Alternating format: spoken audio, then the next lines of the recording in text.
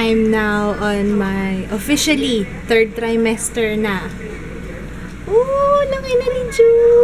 Baby ko!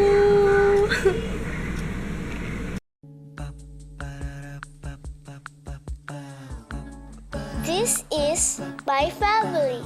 Good morning! I'm so excited na magluto ngayon. Magluluto ako ng pochero. Excited ako kasi wala lang, nag-crave ako sa pochero. Tapos sinearch ko kahapon yung kasi nakalimutan ko na yung turo ni Mafi. Ayoko na siyang istorbohin kasi ilang beses ko na rin tinanong sa kanya kung paano magluto ng pochero. Sinearch ko na lang sa YouTube. Tapos lumabas yung recipe ni Panlasang Pinoy. Kaya yun yung gagayahin ko muna. And parang pareho lang din naman nung tinuro ni Mafi. Meron siyang vlogs. Tapos may cooking channel din siya. Ilalagay ko yung link sa description box. Okay, maghihiwa muna ako ng mga recado. Ingredients: bawang, sibuyas, kamatis, pork, what is this? Chickpeas, garbanzos, tomato sauce, patatas, pak choy, bagu beans, and saging na saba. Wow, ang slow.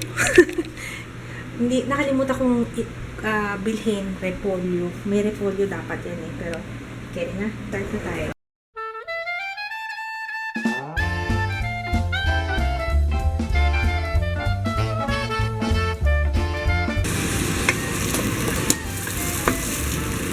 Bawang, sibuyas, kamatis. Tapos lagay na natin yung pork.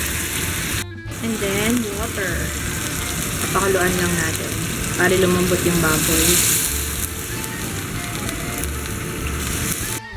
Medyo malambot na. Lalagay ko na yung patatas. Ayaw pag-gising niya itong alaga ko.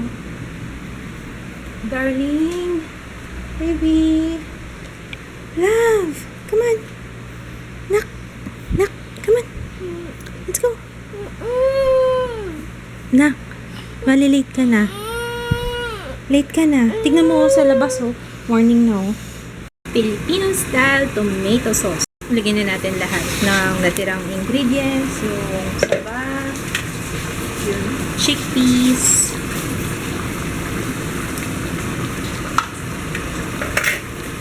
bagu beans, mamaya na yung bok choy. Pork cube. Oh, ang ganda na ng itsura. Sarap. Last one, yung bok choy. Tapos na. I'm hungry. Ayan na, luto na. Nilagyan ko pala ng pepper, tapos konting patis or salt. Depende sa inyo. Medyo matabang kasi ng konti sa panlasa ko. Kain tayo.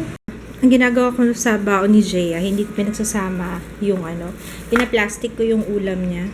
Tsaka ini-expose ko muna yung ganyan para hindi siya matanggal yung init.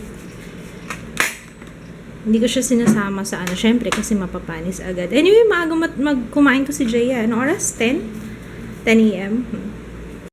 Nakapag-film na ako ng 2 video. Yay! Actually, kapag-edit na rin ako kanina. Ang dami ko nagawa. Nakapag-edit ako nung contouring video ko. So, actually, na-upload ko na rin siya.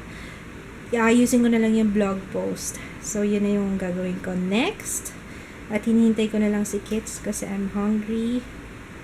Nag-OT ulit eh. Ano oras ba? Oh, magta-12 o'clock na. Sabi niya sa akin before 12 at dito na siya. Hey, by the way, kanina ko lang nakita, lumabas sa newsfeed ko yung about sa kay Ingrid. Ano ba niya? Miss Glamorazzi. She came out. So, alam niyo, wala pa 20 seconds ng video niya. Naiyak ako. Naluhanan naman ako. I'm very emotional talaga. I'm happy for her. So, upon checking, pwede naman, naka-allow naman yung comments. So, see, sa upload defaults ko, ayan o. Allow comments, users can view ratings. Yan. Oh, I don't know kung ano pang problema. Pero ito nga, magre-report na ako. Hinahanap ko lang kung saan yung report button. Ayun.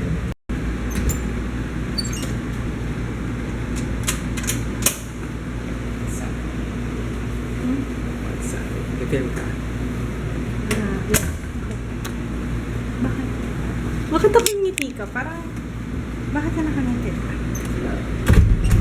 Hindi nga. Bakit? Alis ka, no? Kaya tinatanong mo kung nag-film ako, no? Ha? Alis ka?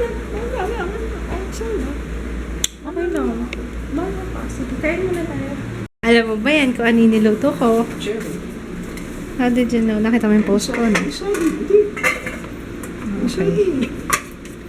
Kain tayo. Pakiulit. Talaga nangihingi ng ano, no? Na, ano tawag doon? Na kailangan pang hingi ako ng confirmation.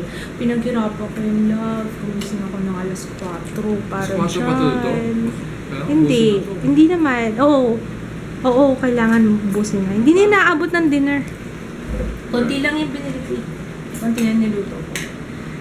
Ayun. Pinag-uusapan namin sa Game of Thrones.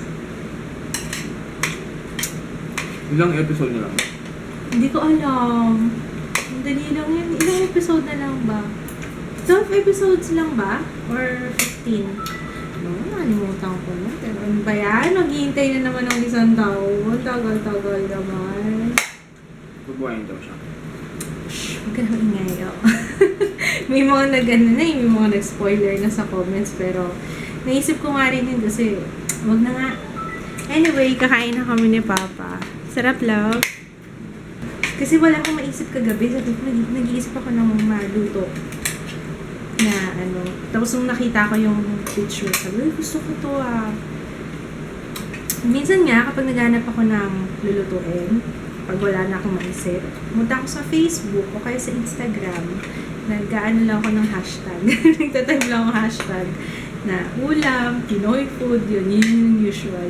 Kasi nakakaisip ako ng ng idea. Kaya nga nagpo-post din ako sa page kasi sabi nga rin ng ibang nanay na katulad ko, nakakatulong daw yung mga ideas na binibigay ko. Tapos yun daw lulutuin nila kinabukasan. Kasi ang hirap, nakaka-stress din kayong magplano ng pagkain. Ba? Oh, Ang masarap dito yung saging, pantanggal umay. Pansin mo? Kasi kung wala siyang saging, nakakaano siya eh. Pag wala siyang saba, nakaka-umay. Parang ano lang. Wala lang, nilagyan lang siya ng tomato sauce, pero parang gano'n. Pero pag once na nakagat mo yung saging, yun ang nakakasarap din. Ha? Oo nga, paano nga ba? Bakit pochero tawag? Ano to, Mexican ba to? Latin? Bakit Ayaw mo ba? pochero? Pochero. Pochero, ano? Pot. Niluto sa pot. Hindi na mag-going dito sa pot. Ano ba yan? Promise? O gawa mo lang yan?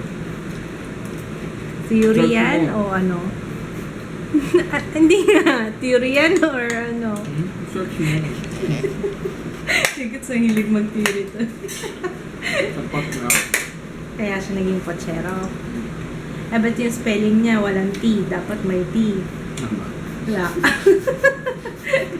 Tapos na-upload ko na yung sa contour na video ko. Tapos, pati yung vlog post. Tapos na mission accomplished. And I'm sleepy. Sino-check ko nga. Double check ako ng double check. Wow! Double check na. Ilang double check yun? Ilang check yun? 1, 2, 3, 4. 4 na check. yung English ko, tsaka yung mga grammar ko dito sa blog post kasi antok na ako. Para na ako lasing. Si Kits umalis muna naglaro. Sabi ko, okay lang, matutulog lang naman ako. Tsaka, hindi na daw siya nakakapaglaro. Okay, sige yun. Yung sa main channel ko, wala namang problema. Lahat nakakapag-comment. Wala naman nagsabi na hindi sila makaka-comment. Yung sa vlogs, yung iba, okay na. Pero may mga iba pang hindi pa rin nakakapag-comment. So, anyway, ay, meron pala akong, may question pala. nakalimutan ko na kasing banggitin to eh. May question galing kay Bella Efron. Tama ba? Wait lang Yeah, si Miss Bella Efron. Hindi naka-on yung reply button sa yung comment. Kaya hindi ako makapag-reply. Tinanong mo before kung meron pa daw, tinanong niya kung meron pa daw ba akong ibang name for Ju.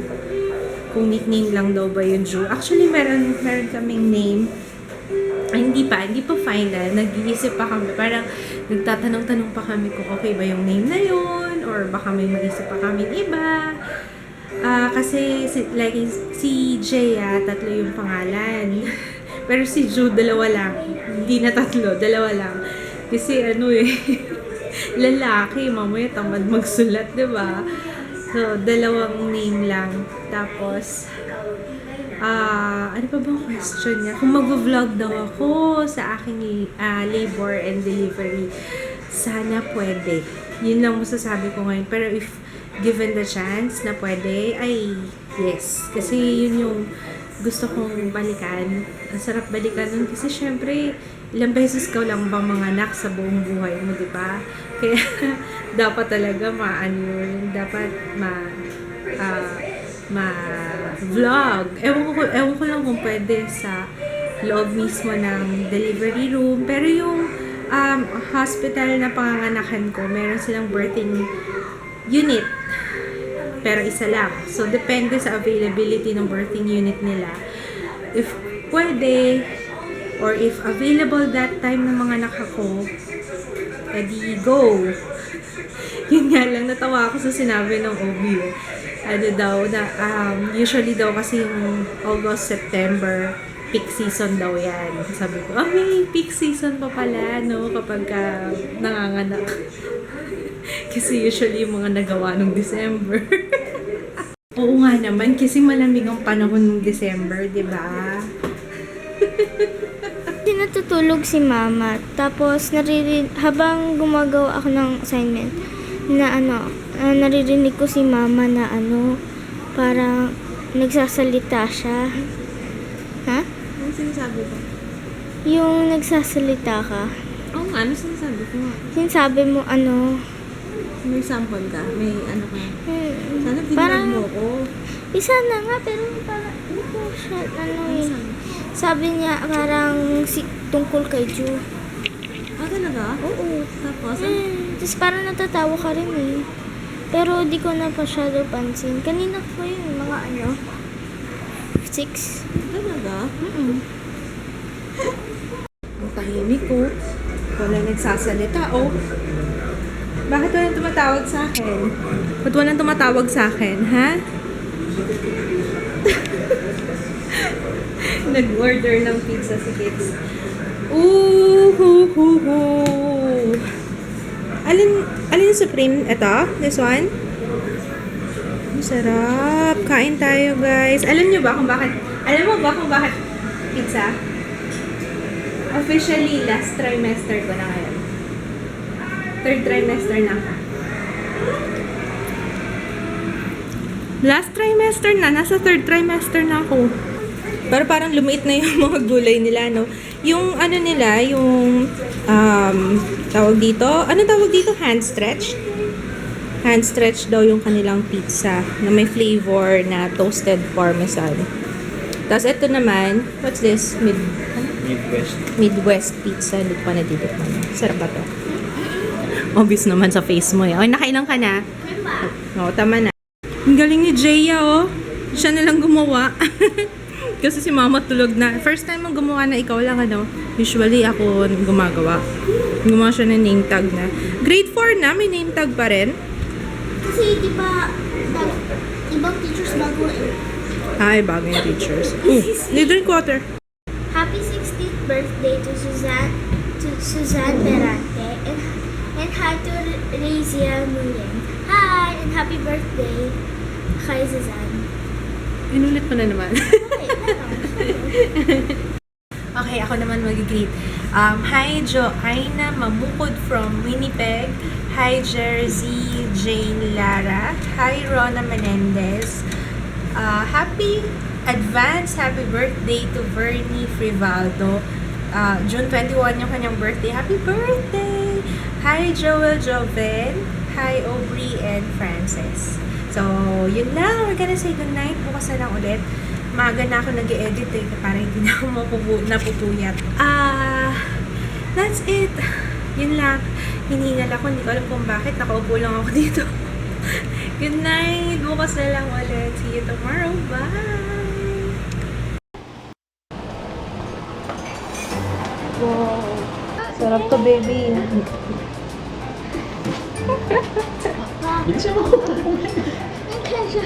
Ayun mo, ketchup. Sumubo ka na kaya, love. Laman, ha? Creamy loob, love. Fresh na fresh yung eggs.